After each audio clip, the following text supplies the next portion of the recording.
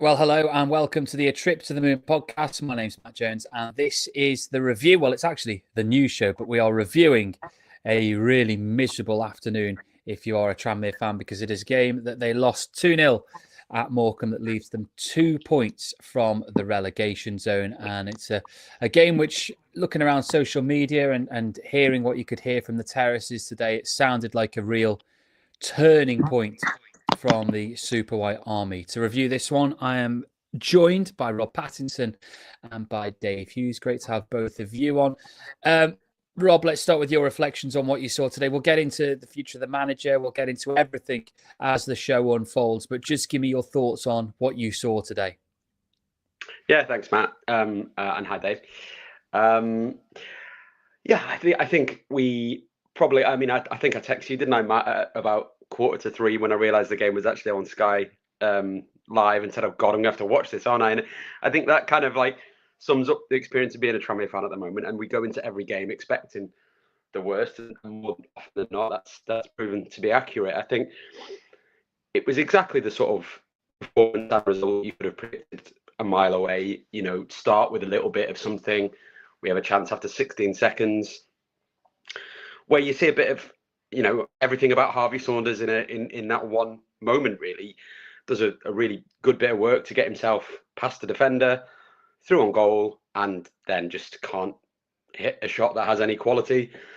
And as the game kind of wore on, we had a couple of chances first half, had more of the ball, as we say a lot, and then it just peters out, and the setup doesn't feel right. The players have no confidence. I thought the fans, I want to just say, I thought were absolutely superb. You could hear the singing all game long until, obviously we go behind late on, and then have zero reaction on the pitch from the players to going behind, which I think was something that, if nothing else you want to bring out today, I think is absolutely unacceptable in a game of that magnitude. And yeah, we looked completely devoid of ideas, confidence, I'd say work rate a lot of the time. The amount of times the ball came to Turnbull and he just, instead of taking any form of risk or progressive action, he just kind of turned and played the ball back to McGee in a game where we really needed to impose ourselves. I think the lack of structure, the system, and I'm sure we'll go into this formation and players being picked in positions, but there's so much wrong at the moment. It's hard to even know where to start. But once they score a goal, and again, it's a goal from a set piece, not in the basics. You've got a player not marking on the back post in O'Connor properly. You've got both. I think it was Jennings was probably the closest man who doesn't close down the winger. I think was it Tolle, but I don't think it was Tolle put it in. I think he laid it off to the player who put it in. I thought Ben Tollett was probably the best player on the pitch, which I think shows how far we've dropped. When that's the only kind of flash of quality in a game between these two sides. And I thought it, like I said, it was highly predictable. Lots of possession without really getting anywhere. A couple of chances. One golden chance probably in the game, which was Saunders, who skies the ball from 6 yards out. And that McGee actually kind of alludes to that a bit on the pod, but on the radio interview afterwards. But yeah, I just think entirely predictable. You can see a mile off what's going to happen with our games. There's no ability to change it from the bench when things go against us. I don't think the players are being coached properly. I don't think the players are being given the right motivation in training. Our set pieces still don't look like they're being worked on. When in this kind of situation where you're really struggling to create good opportunities from open play, you've got to be making the most of set pieces when they come your way. And again, we concede from set pieces ourselves. Heads go down, and it's another 3 points lost against the team, by the way, who have got the worst home record in the league, have scored 1 in 6 or something like that, and we just made it easy for them. And yet again, unacceptable. And yet again, same things in the post-match. Yet again, nothing will change. I think that's my summary on New Year's Day. Yeah, like Rob says, really. First of all, as Rob mentions the fans, I could hear them right from the first whistle. So to take 750 on New Year's Day with our recent form, the weather being rubbish, I think big shout out to them first of all. But it kind of summed up, I think, what we've seen over the majority of this season. And as Rob said, we started relatively brightly, and we've seen that in a lot of games this season. We start okay with nice tippy-tappy football. We pass the ball around okay. We get into some good areas. As Rob said, after about 10 or 15 seconds, Saunders had a good chance. Morris had one. There was one where Saunders put the ball right across the face of the goal. Nobody there. And it just felt like two real poor teams that can't buy a goal. And I think Rob said that they've got the worst home record, not just in the division, but in the whole of the 92 clubs, Premier League and the EFL. The only club before today to not have won a single home game this season in the league. So that says it all, really. So it's just another game where toothless, decent on the eye at times, but toothless, never looked like scoring, never testing an opposition keeper. And obviously, we know defensively, particularly away from home this season, it's not been great. And as you alluded to, the 2 goals we conceded, the first one was really unforgivable. You talk about stopping the cross. I think it was Dackers who put the ball in for Songo, where I think it was Jennings who's a few yards away. And eventually he comes out to close it down, but not quick enough. And then the ball, Songo powers it past O'Connor at the back post. But you've got to stop the cross. It's a basic. And then the second one, I think it came from the daft challenge from Turnbull to give away a silly free kick. And then we lose it on the second phase of the set piece. So both goals, second phases from set pieces, really. But again, it summed up silly goals being conceded. But again, toothless up front. I think it's 16 goals scored in 22 league games now, which is must be about 0.75 a goal for every game. You know, I think Morecambe, with their awful form, I think have scored about 5 or 6 more than that in the league. So, you know, that's where our problems are ultimately, scoring goals. You know, if you're not scoring, but you can keep them out, then fine, you're going to pick up points. But at the moment, we're getting it wrong at both ends. And there's serious questions to be asked as to how long this can go on for. It was such a worrying performance to watch, and felt myself getting quite angry the more and more it went on. You've mentioned Turnbull there. I think it was you, Dave, for the second goal. But actually, there were a couple of occasions in the first half where Tranmere were lucky not to concede from errors that were made defensively, where Turnbull was part of the problem.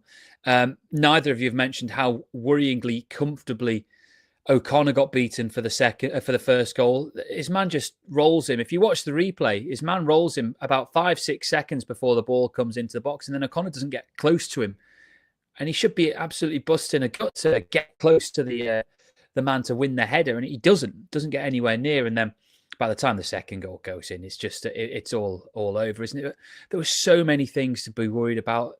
I mean, there's the Solomon chance in the first half. There's a couple of Saunders chances. There's the Saunders chance at either 0-0 or 1-0, which he blasts over the bar from near the penalty spot, where you're just asking for a bit of composure, hit the target. You got to hit the target from there, and to not hit the target as a striker from that position is absolutely criminal. And then I text you, Rob. There was an incident in the first half where Finlay gets booked for what I think was a marginal call on a foul. He possibly came around the back of the man or through the back of the man, but he definitely wins the ball. And he gets booked, and he kind of just goes, ugh, and then wanders away. In years gone by, if that had been the 2017-18 squad, when you had a load of fighters and leaders in that squad, McNulty, Davis, Sutton, Ridehalgh, Norwood, they'd have been absolutely up in arms. They'd have been surrounding the ref, going, "That's no way that's a foul." But they just got on with it, and there was just no kind of desire or will to show a bit of passion over that incident. And I get that things have moved on a little bit since then in terms of your ability to surround the ref, and it's not something that we particularly like to see.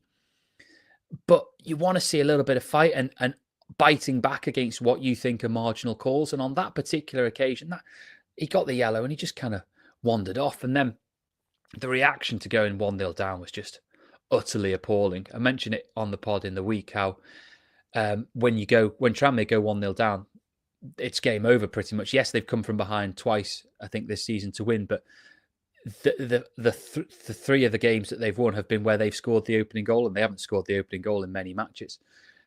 And when they went 1-0 down in this one, it was absolutely game over. There was nothing from the bench. They didn't try and change anything and bring anyone else on until it was far too late. Ironically, they brought Walker on, and then he limps off about 2 minutes later with an injury. It was just like, I could not believe the lack of reaction to going 1-0 down when what had been on the field had clearly not been working. Just do something, even if it's just as a token to the fans that you're trying to change something around. Davison is not universally liked, but put him on. Dennis is not universally liked, but put him on. Try something. To go 1-0 down and not try something, I was just so disappointed. Yeah, and I think just to go back to the point you made about the Finley yellow card as well, that was also symptomatic of how that just wasn't Connor Jennings' game today at all. It came from he'd done 2 really poor layoffs in a row, just that kind of created that situation. I do think Finley was unlucky with it. But you're looking at, you always say you want to aspire to leaders through a team. I think we probably do have that in theory in this team, but those leaders aren't either their heads have gone so much in that dressing room that they've just given up, or maybe some of these guys aren't the leaders that we expect them. We think they should be, because if you look through that team, you would say on paper you've got McGee, Davis, Finley, Connor Jennings as your kind of leaders through the sections of the team, but I'm not seeing any of them stepping up. And I mean, Jennings is the one usually that you see cajoling, clapping players, getting people going, winding them up on the pitch. But I want to see that from Finley. I'm not seeing it from him. This is supposed to be a player who's a club captain last season at a League One club. He looks just incredibly frustrated and like he doesn't trust his teammates and doesn't want to be there. I think our centre backs are both players that would probably aspire to be playing at a high level. I just think it just doesn't work for us with Davis and Turnbull. I think Connor had a really poor game, but I don't think playing as a lone striker suits Connor either. We're not playing to our strengths. Why we're persisting with playing this random idea of putting Sol Solomon as a number 8, especially in games of this magnitude. I saw that lineup today and I couldn't believe that we were, having seen how it didn't work in the last game, that we were lining up in an away game of this importance with a midfield 3 of Finley, Morris and Sol Solomon. And yet again, okay, there was a few good moments in that central midfield of kind of passing and play. Did create that chance from Solomon in the first half, albeit from a terrible mistake from their defender where he kind of like got himself robbed on the edge of the area. And you're right, Solomon, no composure with the chip. But I don't blame the lad. He's a young kid making his way in the game. It's his second start and he's playing way out of position. Why aren't we giving this guy a chance either as a wide forward or a striker if we're going to give him a start? Second half, he was absolutely anonymous. But then we bring Khan on. Did Khan do anything at all? I think he may have created a chance for Finley where he kind of shinned it wide at one point. But other than that, I didn't really see anything from him, albeit he's been injured for a long period. But I'm looking at that setup today, and I just think if you're looking at that on paper, and Adkins said in his post match, I know we'll come on to Adkins, but he talked about how he set up that team before the game, that he's tried to do something a bit different the last couple of games. But I'm looking at that and I'm thinking, if you just go 4-4-2 today and you had Patrick and Morris or Hawks as your wingers, and you have Connor and probably Dennis as your front 2, I suppose he would argue that he hasn't got the centre mid options to be able to do that because Khan and Walker aren't fit enough at the moment, possibly. I don't know. Chris Merry was there at the game and he was there at the game at the weekend. So I don't know if he's actually just not being selected or if he's carrying a knock or whatever.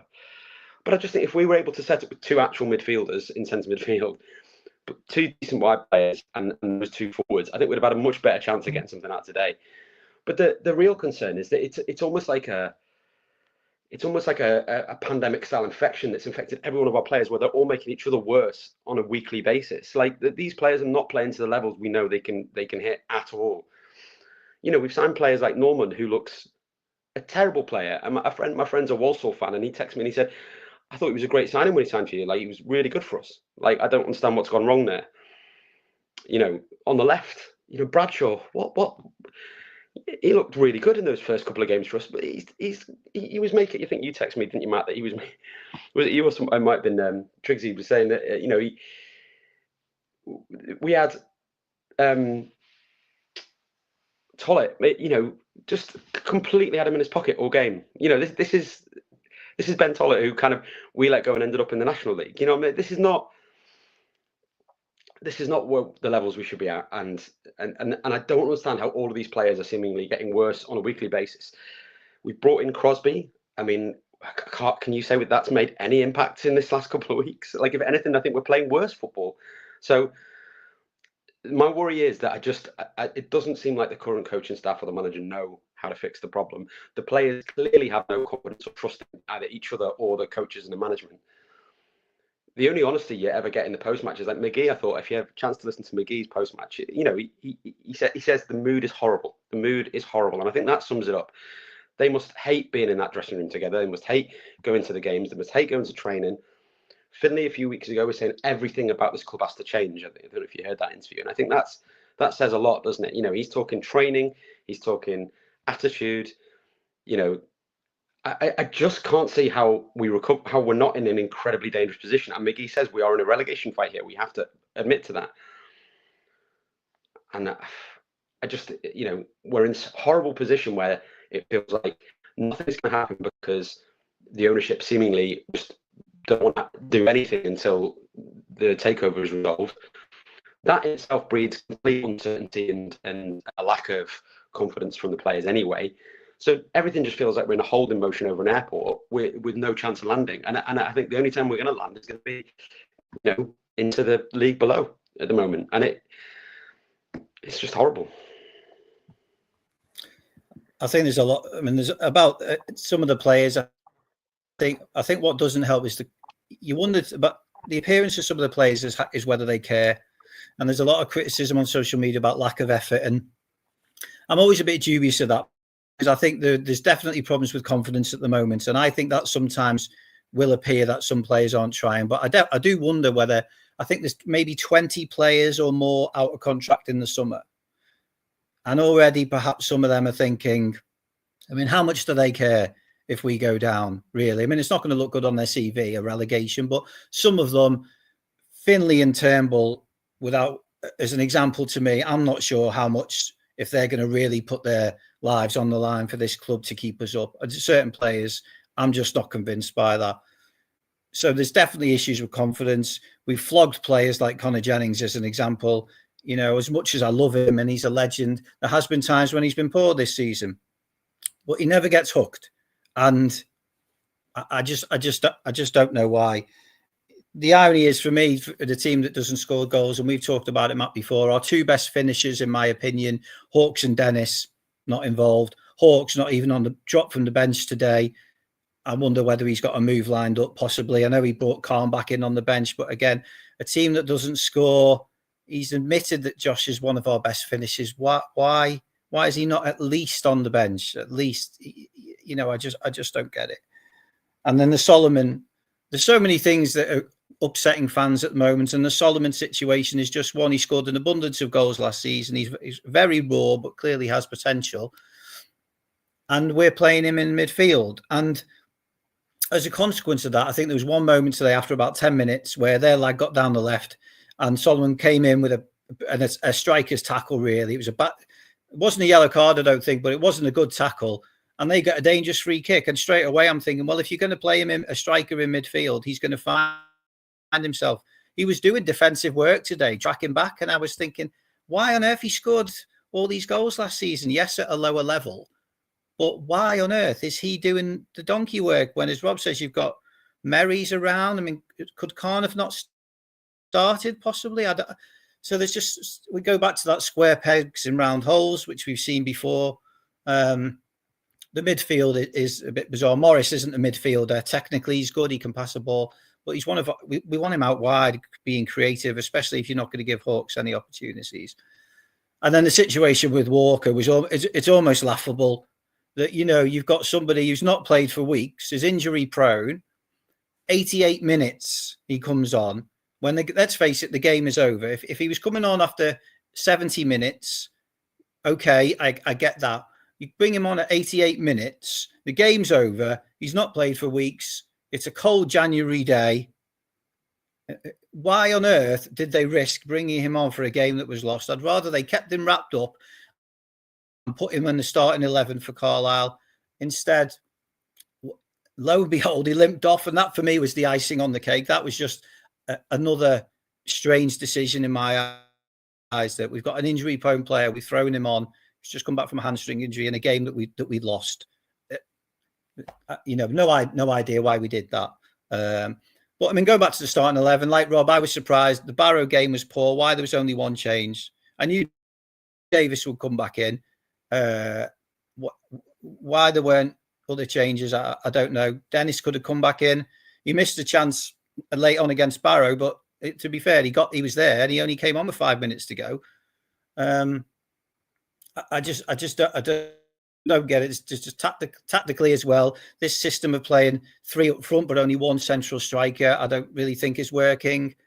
And you often hear managers say when you want to get back to basics and stop conceding, you go back to your compact 4-4-2, but something has to change. But the decisions over the tactics, personnel, are just really questionable. And I think today is not going to be the straw that broke the camel's back. But you did feel today that losing at Morecambe, of all teams, really could. But from when we'll talk about Nigel post match, he's clearly got no intention of walking anytime soon.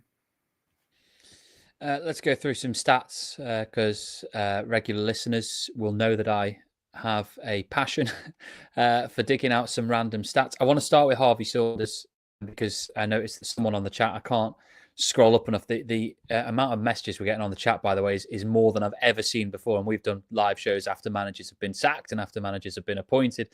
So thank you for all of your contributions and do keep them coming in. But there was someone further up who messaged saying, here we go, Dobbsy, who said Saunders could have 99 chances on goal and he would miss 100. Saunders has now played a staggering 88 games for Tranmere. And during that time, he has scored 8 goals. Also got 8 assists, fair play to him. But in total, 8 goals in 88 games, 5,203 minutes. That is an average of 1 goal every 10.8 hours. So every 10 hours, 50 minutes, something around that mark. It's a big average for your striker, and it's now no goal in 13 for him since the win at Bromley. Now, as for Tranmere's form, 33 defeats in their last 77 league games. So that's since they sacked Mickey Mellon after the game against Newport in March 2023. So they've lost 33 of their 77 games since then. That's a 43% defeat percentage. In their previous 129 fixtures in League Two, so dating back to the start of the 2020-2021 season, they'd only lost 41, which is 32%. So the defeat percentage is 11% higher since March 2023, and they are closing in already on that 41 defeats in 129 games, having only played 77. And the other one that really worries me, I've said the away form is a huge issue before. They're bottom of the table in terms of away form. It's now 5 away defeats in a row. This is the second instance of Tranmere losing 5 in a row on the road since the start of last season, when quite remarkably, after their draw in the League Cup in the opening game, they went on to lose 10 away games in a row. Prior to that, Tranmere hadn't lost 5 or more in a row on their travels since 2013. I mean, we're going back. The form book, the history book, it's being rewritten. Yeah, and I was thinking earlier, like, I'm not sure I've seen a worse Tranmere side than this in 30 plus years, and possibly there's going to be recency bias in that, but even under kind of Barnes and that kind of stuff, we were obviously at higher levels, so we were playing better sides, and you look at the performance. I mean, yes, you could argue some of the individual players are way below their standards, but as a team, as a kind of unit, as players that complement each other and having the right balance on the pitch, it's just so far off, isn't it, at the moment? Like, there's no threat, there's no pace, we haven't got dynamism or height. We don't make up for that with work rate or anything particularly special tactically. We have nothing from set pieces. We have, no offense to our fullbacks, but the standard of fullbacks at the moment is so far below what we've had in over the last few years, and where we've struggled. Someone like Kieran Morris, for example, if you're going to have a Kieran Morris and play him as a winger, which other than number 10 role, it's probably his best position, then you need a fullback with pace to compensate for the fact that he doesn't have it. You have to always be looking when you're doing recruitment at what do I need to complement that player for what he lacks? Is it pace? Is it height? Is it strength? Whatever it is, how do I make sure that you've got that compensatory thing there? And you look at, the recruitment over the summer. Individually, some of those players you can see the merits in. But again, collectively, we've just not replaced. We've not recruited to where we needed to get that balance right. In any of the roles, we haven't replaced Rob Apter effectively. We haven't, got a striker in who can do the job to complement the players that are there, or get the most out of the players that are there. And as Matt says, I think you said before, Dave, the key problem is the goal scorer. It is one key problem, but the other problem is we cannot keep a clean sheet to save our lives at the moment. And, at the start of the season, at least we weren't scoring, but we looked decent at the back, and we thought, okay, well, it's going to be one of those kind of attritional Mickey Mellon seasons where we know we're not great, but we work as a team, we grind out results. Home form, like, we've always been not a great travelling side, Tranmere Rovers, generally speaking, but like the home form is appalling. We're going into games against teams in like 19th, 20th position, not expecting to win. I used to look back to Ronnie Moore's kind of philosophy and how he was always kind of first 20 minutes of the game at home, you just win that game. You dominate, you go all at them for the first 20 minutes, you get a goal or two up, and that sees you home. And we just don't we don't start to do that. We don't go into games with aggression or passion. We kind of tap it around a bit, maybe create a chance or two, and then eventually drift. And you're absolutely right, Matt.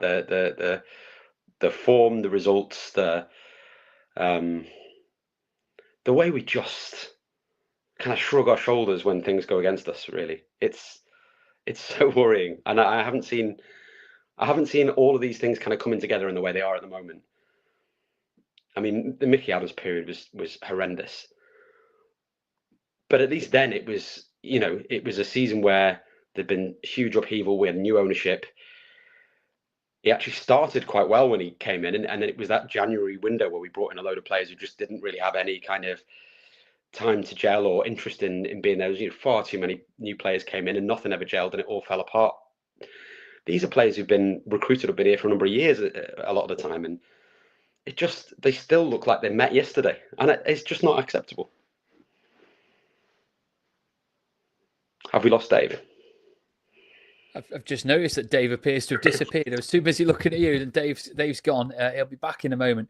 I mean, look, I think we are clearly beating around the bush a little bit, and we need to get on to the manager and the managerial situation. There was a sour reaction on whenever it was. But I'm trying to work out when the games have been played. But the 29th, Sunday, in the draw against Barrow, and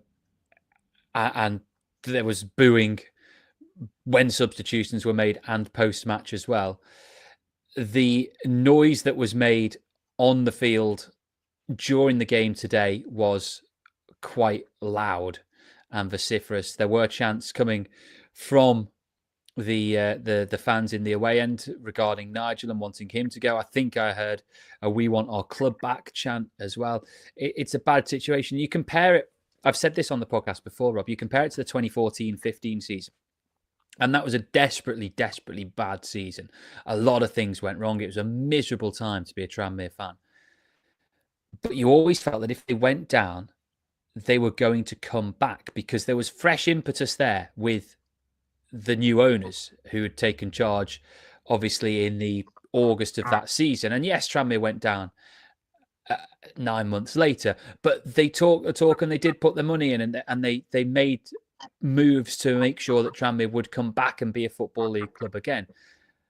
If they were to go now, I don't have any kind of faith that would be repeated, because I don't see a football club at the moment that looks like it can turn around the negative momentum it's got. And they did manage to turn it around a couple of years, or more than a couple of years ago. They managed to turn it around from 2015 onwards. Yes, it didn't go smoothly, but there was an optimism there that something would change because the right noises were being made. Those noises aren't being made now, and it's why people are very desperately waiting for a takeover to happen, because it seems that a takeover might be the only way out. Dave is back with us. And Dave, I think it is time to get on to the future of the manager, as I say. He has come out after the game today and said he won't be resigning. So what is your reaction to that?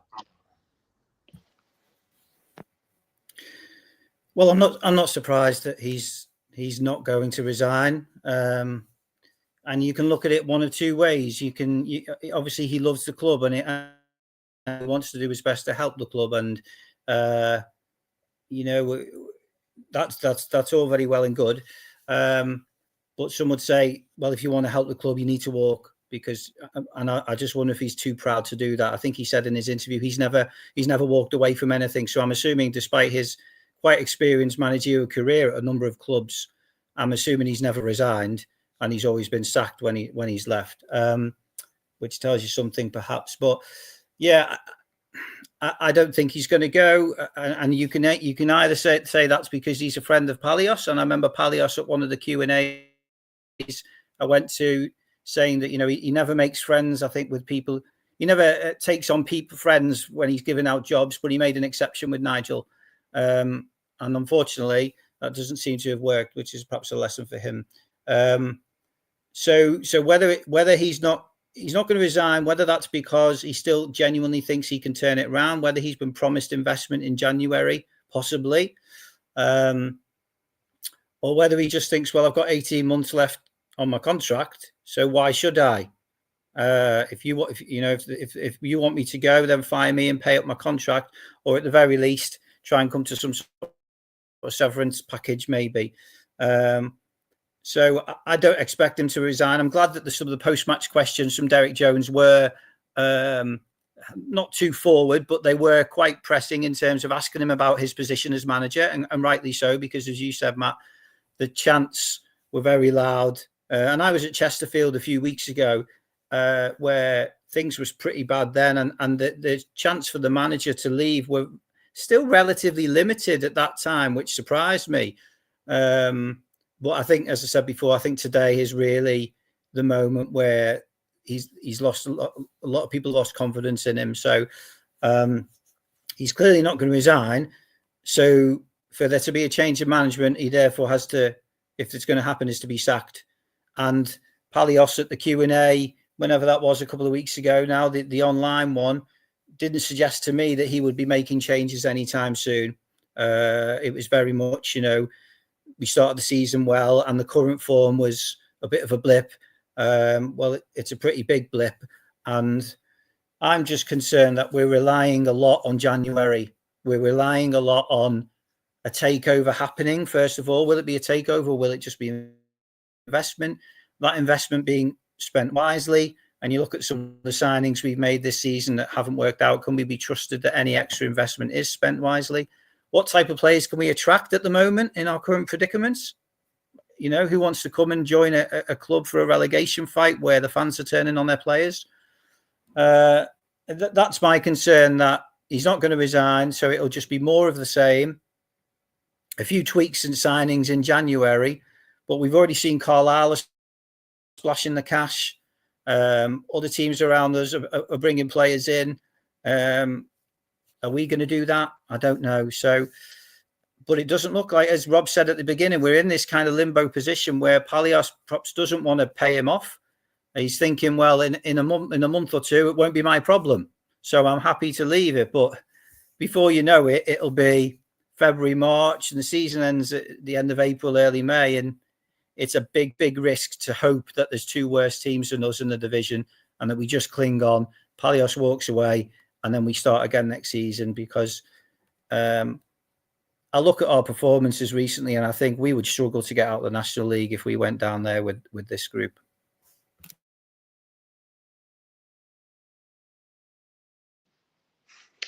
Yeah, I think that's a really good summary. And I think, actually, that question becomes even more pertinent, doesn't it? Given the next game, Carlisle at home. If we were to lose that, can you really keep sticking to that line of, well, he just stays and we just hear nothing more from the ownership and things just keep drifting? Because after Carlisle, you've got Walsall away. There is, football's football, but it's very, very unlikely you're getting anything there. Wimbledon away, then Gillingham at home, then Swindon away. And if you're thinking about, I'm looking at that as the January fixtures and thinking, Carlisle's the only one there I'm expecting us to get something from, really. And if we don't, by the end of January, we could well be a few points off safety, rather than a few points safe. And I think Adkins is I think he's a good man. I think he does care. I'm not sure this kind of blanket of I'm one of the fans is maybe as strong as yes, he's obviously got history with the club, but as you say, Dave, does there come a point where you have to do the right thing for the club if you do care? Because I'm not sure staying when there doesn't appear to be any signs that to turn this around is going to do us any favours. He did say one thing in his post-match, which I thought was quite interesting, that he said, "I'm here to support the owner," which I thought was quite an interesting point. It ties in kind of to what you were both alluding to around that kind of, can you be too close between ownership and manager, and that blurs the lines in terms of that friendship. Is there a way that he could maybe step up into a director of football role again for a period while a takeover, if it is going to happen, kind of carries on winding through? But then what do you do about who goes in charge? Does it go to Crosby? Does it go to Dan's, Parkinson? I think this is a really worrying situation, mainly because of the fact, what you said before, Matt, which was you had that confidence if we went down last time and we did go down, that we'd come back, and that was a few months really into the Palios takeover, wasn't it? So this was owners who'd come in, they had a point to prove, they had a plan, they were all in, they were invested, and the current ownership are very much trying to get out of the club. They're trying to find a transition point out, or to at least bring someone else in to do a lot of the investment / decision making, or whatever, if they're going to retain a role. But they don't, Palios has said before, he never saw himself staying this long, did he? And I think they don't feel they've got the money there. I don't think they've got the passion that they may have had at that point of wanting to go and deliver something. I think they're probably burnt out with it after all this time as well. And then you're looking at it and thinking, oh, throw an all into the basket of a takeover from a consortium that we don't know who it even consists of, other than a few kind of rumours and names that are out there that may or may not be fully accurate.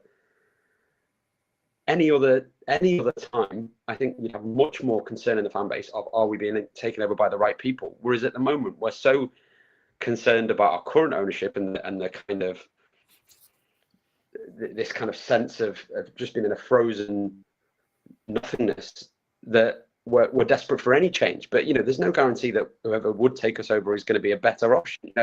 It's a real scary time for the club. We could be looking back 5-10 years from now and looking at this very period right now as, this is what decided the future of Tranmere for the worse or for the better. But there's no guarantee this takeover going through, even in the next few months or whatever, is going to result in more, a better future for the club. And that's a real concern for everyone. We don't want this club to go into the wrong hands and then end up in administration, or for players not having their wage paid and all this. We've seen it happen elsewhere, and I think that's my my concern, is that we're so desperate for change. Are we going to end up in a out of the frying pan and into the fire? But it's out of our hands, I know.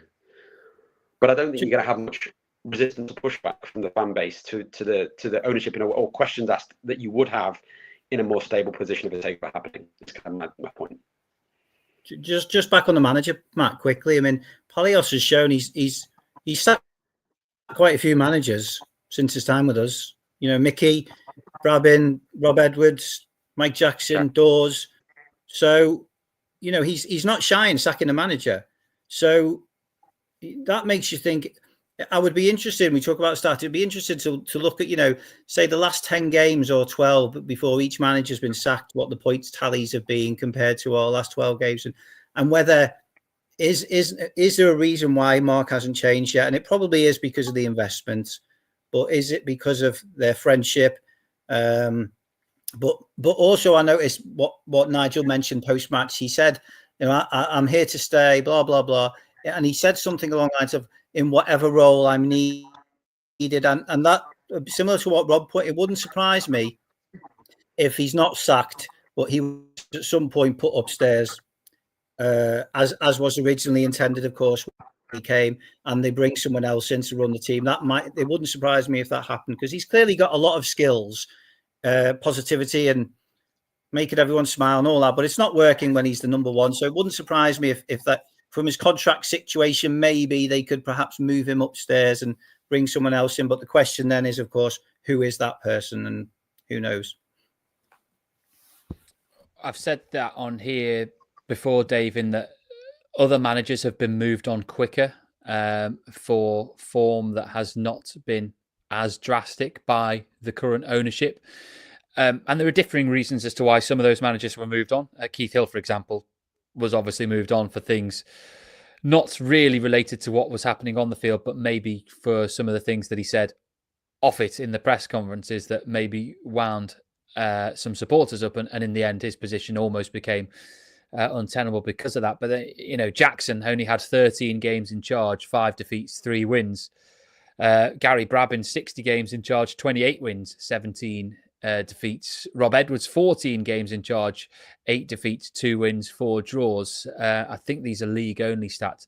But, Edwards, Jackson, Dawes are the 2 who had particularly short stints who had particularly short stints in charge.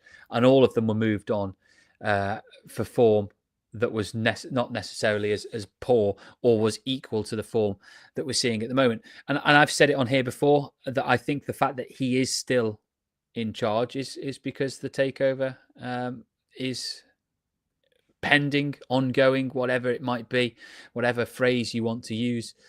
But the club are very much in limbo, and I've seen a number of tweets from very respected supporters of this club, of fans, of broadcasters and journalists who follow this club, who are saying the same thing. The longer this goes on, this takeover and the situation that Tranmere are in, the more trouble that they're going to find themselves in. That game against Carlisle this weekend is absolutely terrifying because they are beginning to get going.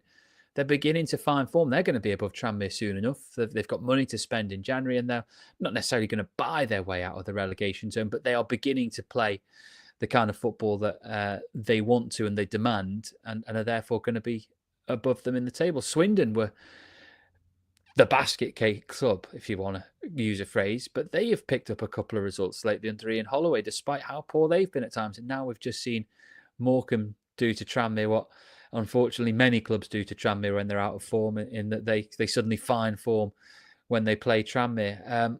It's not good at the moment, and the club is in limbo, and it cannot be allowed to keep being in limbo because, as one tweet said, the longer this goes on, the more trouble they're going to find themselves in, and there's not going to be any time to get yourself out of this mess. And it's reminiscent, I put it on Twitter, it's reminiscent of the 2014-15 season. I remember they went to York, they got beat 2-0, dire performance. It was Valentine's Day 2015, and I remember after that game saying that's the one that if they're going to make a change, they've got to make it now. And Mark didn't make the change then, I imagine, because he didn't want to be seen as the kind of chairman who just sacked manager after manager after manager because he'd only made a change 4 months earlier and he was only 8 months into his tenure or whatever it might have been. But I remember after that York game thinking a change needs to be made now or they're going to go. Now there's 6 weeks longer in the season, if you like, at this point, but it does feel eerily similar, this situation, to one they found themselves back in 2015. Yeah, and going back to the teams you mentioned in and around us, Matt, the big worry I have is the lack of goals, because the teams around us, you Swindons, etc., they've all lost lots of games like we have, but they're scoring goals.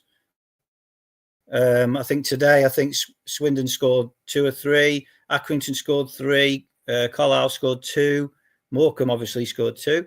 And that ultimately, I think, could be the problem, because if you concede 2 but you score 3, or you concede 1 but score 2, then fine, you're still picking up points. But we're just not putting ourselves in a position to pick up enough points. It's as simple as that. So that's the concern I have. The goal scoring problem could ultimately be our downfall. And I always remember a few years ago we had a problem scoring goals under Mickey, didn't we? I think we were trying to get to the playoffs, and we brought in Harvey Saunders and Kane.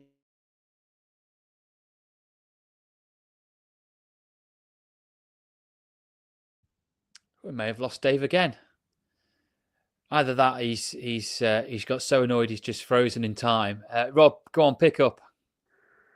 I think he's going to say Kane Hemmings, right? But no, yeah, I think that's exactly the thing. We just don't look a threat at all, and the only player making those runs in behind and getting into the positions is Harvey, and God bless him, he tries hard, but he just can't score to save his life, and it. I think he had 4 or 5 chances today, and there was a couple of shots that he hit straight at the keeper. There was the one he skied from 6 yards out, which was he's got to score it. And then there's one he kind of hammered over the bar from range, cutting inside. I mean, one thing I'll say about Harvey is he never shies away, does he? He's always he's always trying, he's always working hard, he's always running, he's always pressing. So I'm not going to be too critical of Harvey. Of him, he can only do what he can do, but he doesn't have the ability to score us out of our situation. So then you've got to look at, okay, so how do we get players on the pitch who can make the most of each other and get us those goals? And I do think we have to play a front two. I think the only time Connor's really looked good this season has been as a forward in a front two. It hasn't worked for him on the wing. It hasn't worked for him as a lone striker or as a number 10. And I think he's still been one of our better players. I would still probably have Connor up there. And then you've got to put the players around him. I don't really understand why we haven't done a 5, 6, 7 game run of him and Dennis together as strikers. I know that Dennis has got his limitations, but he's also, he clearly is the best finisher at the club other than Josh Hawkes. Well, I think he is the better finisher out of the two, but Josh Hawkes is the other one who's a good finisher. I think you probably want to find a way to have Hawkes, and I know, Hawkes has clearly had some kind of injury issues this season. There's also would appear to not be the fully trusted in certain respects, maybe defensively by the manager. But I think you've got to find a way to try and get as much out of Josh Hawkes as you can, because he does score goals. And then Omari Patrick's the other big threat. So if you can just get those 4 on the pitch, and then just get a couple of centre midfielders who can stay.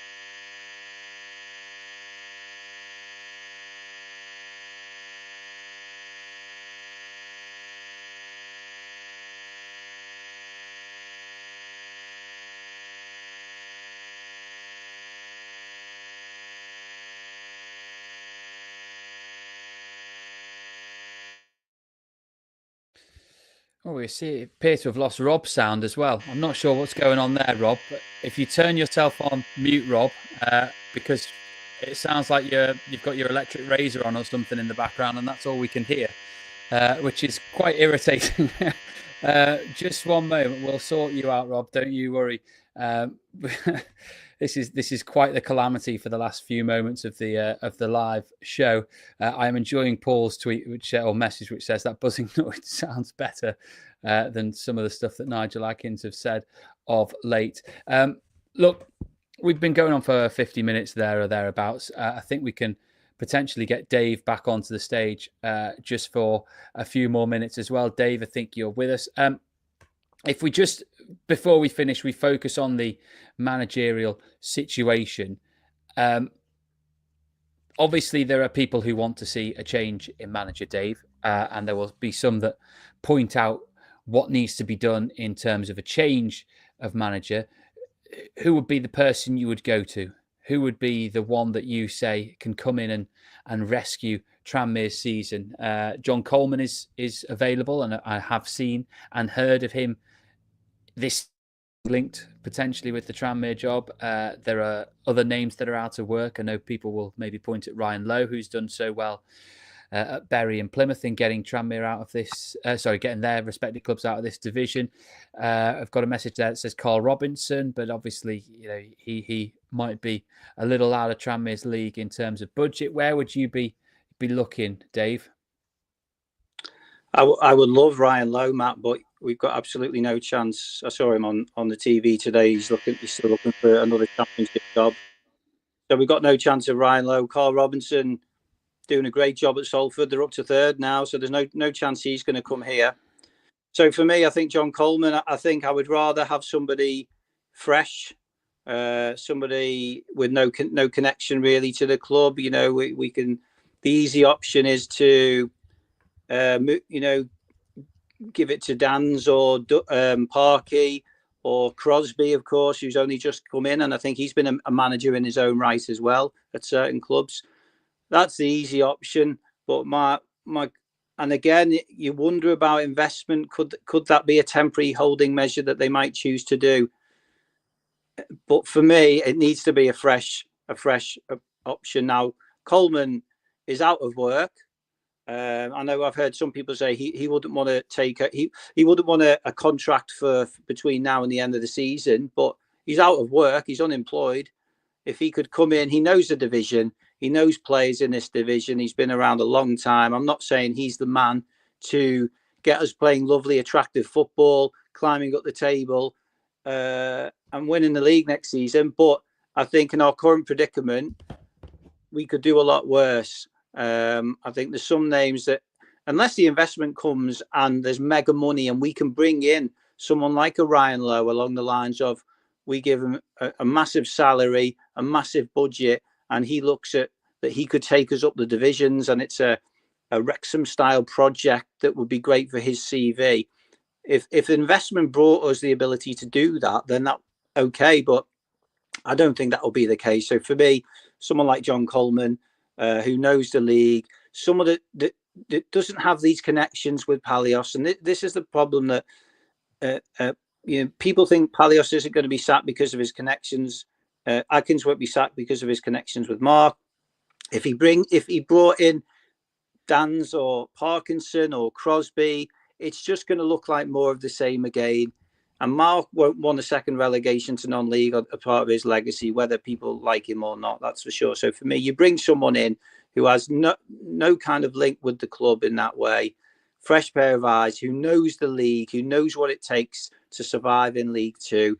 We get this season done, we stay up, and then hopefully with investments and a bit on the horizon. So, I don't know, could we give him a contract along the lines of, 6 months, but if you keep us up, then you automatically get another year or something like that. But as Rob said before, the worry is after the Carlisle game, the fixtures on paper certainly only get harder, and the longer we leave it, the harder it is. So, but then it goes back to timing. If we're making signings in January, you want the new manager, if there is a new manager, and I don't think there will be anytime soon, but you want any new managers to have input into those signings. So it's a kind of catch-22.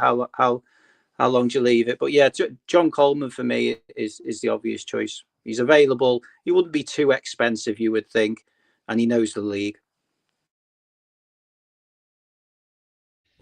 Go on, Rob. You can give us your thoughts, and then we will wrap up. Sorry, Matt, I had no audio when the question came in. I'm assuming this is about who would you want as a replacement? It absolutely is. Well, yeah, I think your dream appointment would be someone like Ryan Lowe. I think realistically, I'm not sure that if Palace is still here, that he'd appoint Coleman, although I think he'd do a decent job of stabilising us. I think the honest thing would be, I think until any takeover would go through, I think it would probably just go to one of the current coaching staff if Atkins either stepped away or went upstairs or left. And I don't know what I feel about that, but that has been the Tranmere tradition every time that's happened previously. We haven't seen Dan's in that role, but Nigel says lots of good things about him. That doesn't mean necessarily much given what we're seeing from Adkins at the moment. The other option, I guess, would be Crosby, who's just been brought in and has been a manager before. Was it Port Vale that he was at before? Would feel like maybe that is a new voice, a different voice who maybe could get something a bit different out of the players. I'm just trying to be realistic as to what I think could happen. And then I think whatever happens, whether it's, whether that, I think the most likely thing is it carries on as it is until we hear anything about the investment / takeover, to be quite honest. But if it's who I would like, I would say someone like Ryan Lowe. If I think who's realistic, I think maybe it's Crosby. I guess it's very much a case of a wait and see. But, if this run of form does continue for too long, then there is going to be real trouble and a change will eventually have to be made. I'm just looking at the league table for when Tranmere beat Newport 2-0 back in November. And there was talk then of whether or not this team could go and perhaps get somewhere near the playoffs. Fueled, it must be said, by the manager himself. And sorry, 2-1 it was in November, wasn't it? And they were 17th in the table then, but they were only 7 points off the top 7. Well, if we go to the present day, and Tranmere have only played 5 matches since then, but they've only picked up a point or two during that period, and they've sunk like a trace, haven't they? They've sunk to within 15 points of the top 7, and that could not look further away. And the talk of potentially being up and around those positions now looks very, very silly, doesn't it? I'll leave you with a message that I got from a former player. I won't say who, but he got in touch not long after the final whistle, and he said, just watching it, grim. And I think that pretty much sums up where Tranmere are at in terms of the performance that they put in today. It was not pretty. It was not a good watch.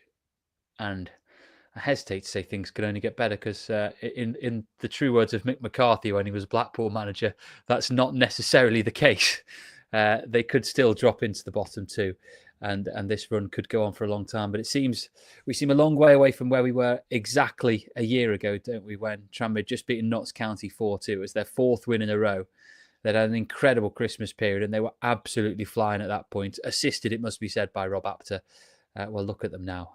No Apter, no chance of getting anywhere near that top 7, maybe not even the top half of the table. And as things stand, the only way out of the division looks like it's going to be down as opposed to up through it. We will leave it there for today. Thank you to all of you for your correspondence as the show has gone on. There's been plenty of it, which has been great to see. Thank you to Dave and Rob for battling through technical issues. We'll be back, of course, on Sunday morning with a review of the game against Carlisle this weekend. It is a massive one that if Tranmere lose that, then they're really... I hate to feel what the reaction will be like at Prenton Park after the game. It could be fairly similar to that Mansfield match under Mickey Adams back in 2015. Sorry, not Mansfield, Oxford, if people remember the Oxford game at Prenton Park when they lost 3-0. It proved to be his last one, but the atmosphere that day was very, very sour indeed. As I say, we'll be back on Sunday. If you've enjoyed what you've watched, you can sign up at atriptothemoonpod.co.uk. It's £3 a month. And you get loads of shows for that. You can go through our back catalogue of interviews with loads of ex-players and lots more to come as well. But thank you to all of you for tuning in. My thanks to Dave and Rob for being a part of it as well. And we will speak to you on the weekend.